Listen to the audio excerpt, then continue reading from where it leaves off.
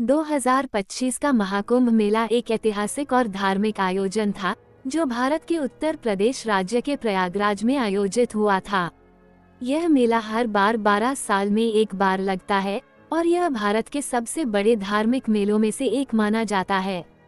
महाकुंभ में लाखों की संख्या में श्रद्धालु पवित्र स्नान के लिए संगम में आते हैं ताकि वे अपने पापों का प्रक्षालन कर सकें। यह आयोजन भारतीय संस्कृति और धर्म का एक महत्वपूर्ण हिस्सा है, जिसमें न केवल भारतीय बल्कि विदेशों से भी श्रद्धालु भाग लेते हैं।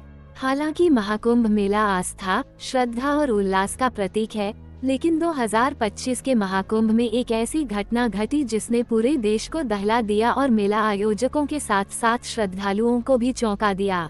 ये घटना न केवल महाकुंभ के इतिहास में एक काले धब्बे के रूप में याद रखी जाएगी, बल्कि इससे कई महत्वपूर्ण सवाल भी उठ खड़े हुए हैं, जिनका जवाब समय के साथ ही मिल सकता है।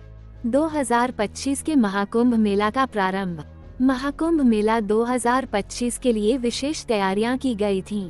भारतीय संस्कृति के इस सबसे बड़े धार्मिक आयोजन के लिए सुरक्षा, सफाई और सुविधाओं के मामले में अत्यधिक ध्यान दिया गया था।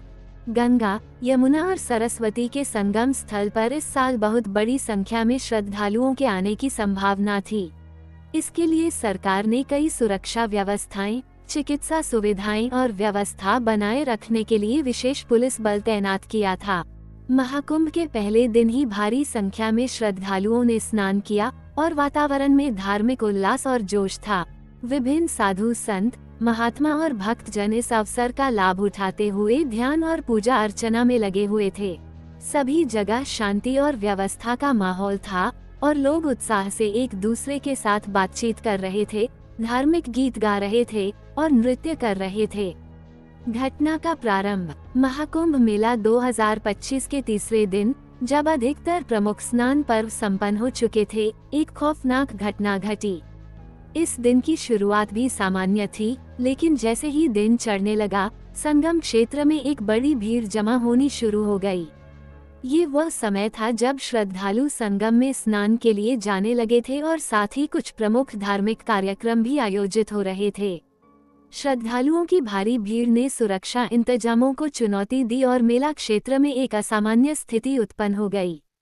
प्रत्यक्षदर्शियों के अनुसार, जैसे ही लोग संगम की ओर बढ़े, एक बेकाबू भीड़ के कारण स्थिति तनावपूर्ण हो गई। पुलिस और सुरक्षा कर्मियों ने स्थिति को नियंत्रित करने का प्रयास किया, लेकिन भीड़ का दबाव इतना अधिक था कि सब कुछ नियंत्रित से बाहर होता गया। भीड़ इतनी बढ़ गई कि अचानक भगदड़ मच गई। घबराए हुए लोग एक दूसरे को धक्का मुक्की करते हुए आगे बढ़ने लगे। ये भगदड़ इतनी भयावह थी कि कई लोग गिर पड़े और उन्हें कुचल दिया गया। लोग एक दूसरे को बचाने के बजाय अपनी जान बचाने की कोशिश कर रहे थे। भगदड़ में कई लोग गंभीर रूप से घायल हो गए, जबकि कुछ लोग पानी में डूबने की स्थिति में थे। घटना के तुरंत बाद प्रशासन ने बचाव कार्य शुरू किया, लेकिन गवाहों के अनुसार भीड़ की घनत्व के कारण आपातकालीन सेवाओं को क्षेत्र तक पहुंचने में कठिनाई का सामना करना पड़ा। चिकित्सा सेवाएं तुरंत पहुंच गईं, लेकिन स्थिति इतनी गंभीर हो गई थी कि कई लोगों की जान बचाना मुश्किल हो गया।